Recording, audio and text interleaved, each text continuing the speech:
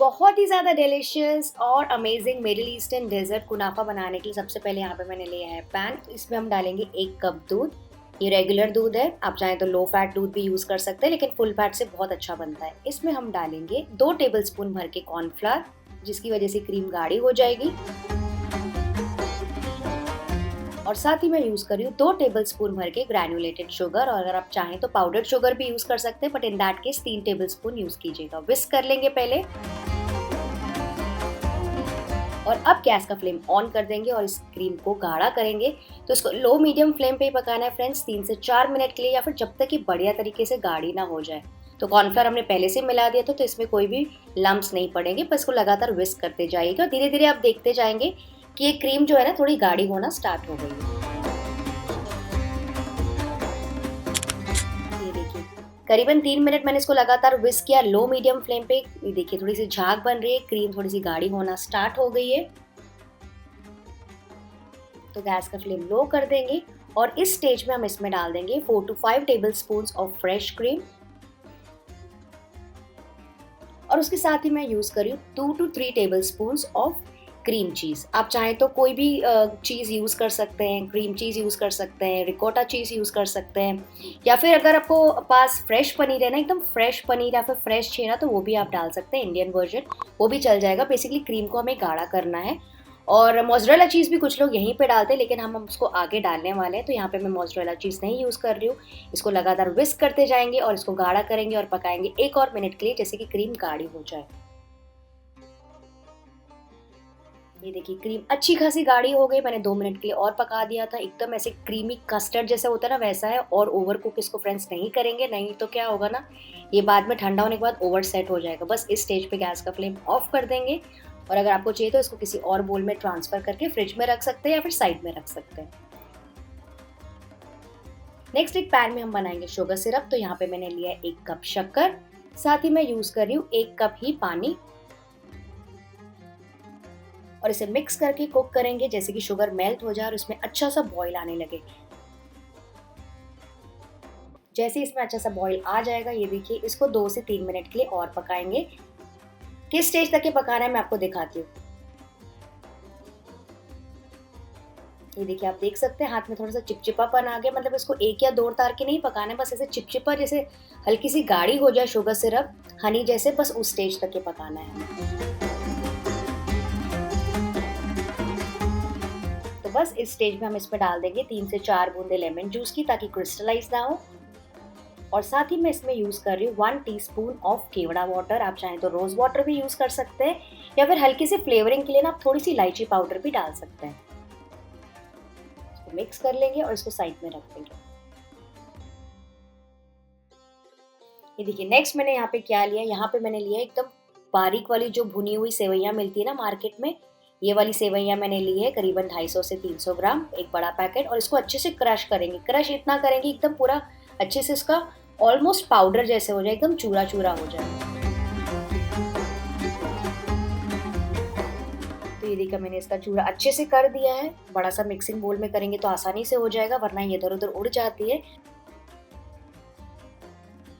तो इस वक्त हम इसमें डाल देंगे 2 टेबलस्पून पाउडर्ड शुगर, क्योंकि ये बहुत फीकी होती है सेवइयाँ, तो सिर्फ 2 टेबलस्पून पाउडर्ड शुगर डाल के इसको मिक्स कर देंगे। और नेक्स्ट यहाँ पे मैंने एक बोल में लिया है 3 टेबलस्पून ऑफ मेल्टेड मक्खन, और साथ ही मैंने यूज़ किया है 3 टेबलस्पून ही घी।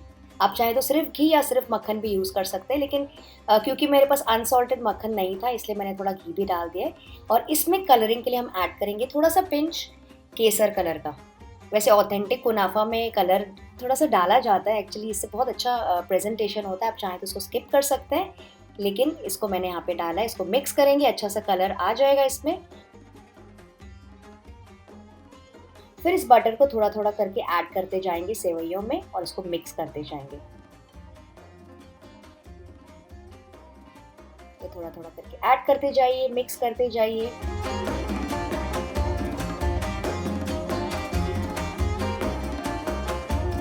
और अब आप देख सकते हैं इसकी कंसिस्टेंसी बिल्कुल जैसे गीली मिट्टी होती है ना, गीला सैंड होता है, वैसी कंसिस्टेंसी का होना चाहिए। अगर वैसा नहीं है तो आप इसमें थोड़ा सा और बटर या फिर घी डाल सकते हैं।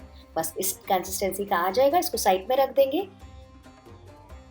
तो नेक्स्ट यहाँ पे हम ले रहे हैं पैन, क्योंकि आज हम बनाने वाले हैं गैस के ऊपर। अगर आप ओवन में बना रहे हैं ना तो इसको आप नॉर्मल केक टिन में भी यही प्रोसेस कर सकते हैं। इसके नीचे हम लगा देंगे थोड़ा सा बटर, चारों तरफ ग्रीस कर लीजिए ताकि डीमोल्डिंग में आसानी हो। और फिर इसके ऊपर लगा देंगे एक थिक लेयर इस सेवइयों की, अच्छी मोटी लेयर लगा लीजिएगा।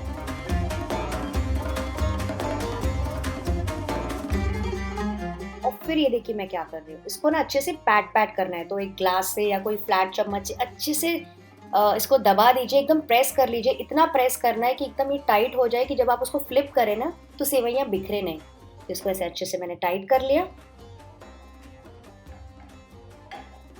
और फिर इसके ऊपर लगा देंगे एक थिक लेयर क्रीम की जो हमने तैयार की थी। आप देख सकते हैं क्रीम अभी काफ़ी गाढ़ी हो गई, बिल्कुल कस्टर्ड का जो फिलिंग होता है ना, कस्टर्ड पुडिंग, बिल्कुल वैसी हो गई है।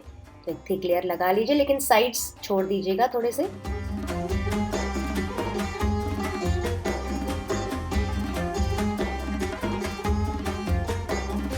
और फिर इसके ऊपर स्प्रेड कर लेंगे थोड़ी सी मोज़रेला चीज़। तो ये रेगुलर अमूल की मोज़रेला चीज़ मैं यूज़ कर रही हूँ। चारों तरफ अच्छे से स्प्रिंकल कर लीजिए। और फिर इसके ऊपर एक और लेयर लगा देंगे, थिक लेयर इन सेवइयों का। अच्छे से मैंने लगा दी और अब इसको प्रेस करेंगे फिर से और इसको थोड़ा पैट करते जाएंगे और इसको अच्छा सा शेप दे देंगे पैन के हिसाब से।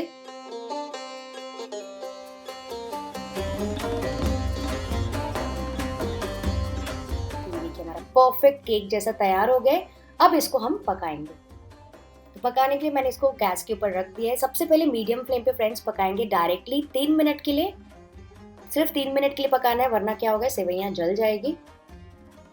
और उसके बाद देखिए मैं क्या करूँ, इसको इनडायरेक्ट हीट पे यानी कि तवे के ऊपर प्लेस कर देंगे ऐसे, और इसको पकने देंगे 8 से 10 मिनट के लिए, या फिर 10 से 12 मिनट भी लग सकते हैं। और इसको ढक के ऐसे छोड़ देंगे। ये देखिए इस साइड से मुझे ऐसा लग रहा है पक गई है। तो अब इसको फ्लिप करना है। तो फ्लिप करने के लिए क्या करना है, आप कोई पैन ले सकते हैं जो कि इसके साइज का हो, या फिर कोई आप डिश ले सकते हैं, या कुछ भी जिसमें आप पलटा सके। लेकिन मैं क्या कर रही हूँ, यहाँ पे मेरे पास तवा है जो इसका परफेक्टली इसका शेप का है, जो इस पे फ्लिप हो सके। उसको मैं थोड़ा सा ग्रीस कर दूंगी बटर के साथ।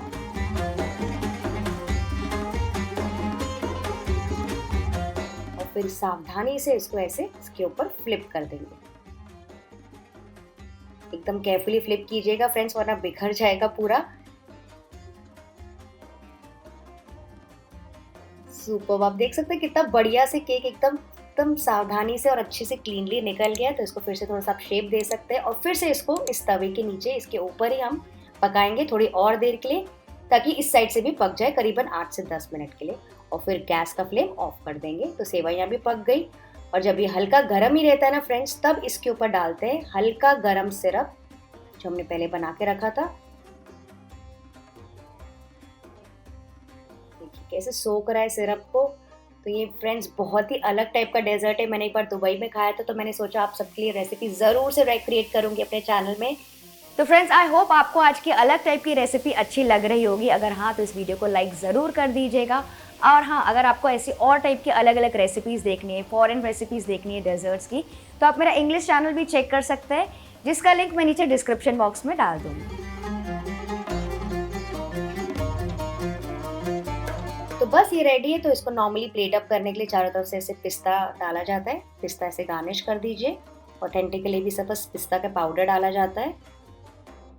सुपर्ब लग रहा है ना, एकदम डिग्निफाइड और प्रेजेंटेशन वाला परफेक्ट डेजर्ट जो कि आप लगा सकते हैं अपने सेंटर पीस टेबल के लिए।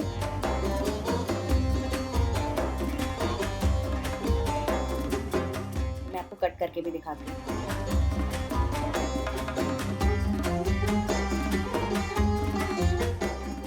कितना अमेजिंग है, अंदर की एकदम चीज़ी क्रीमी फिलिंग, ऊपर नीचे क्रिस्पी और थोड़ा सा जूसी सेवइयाँ।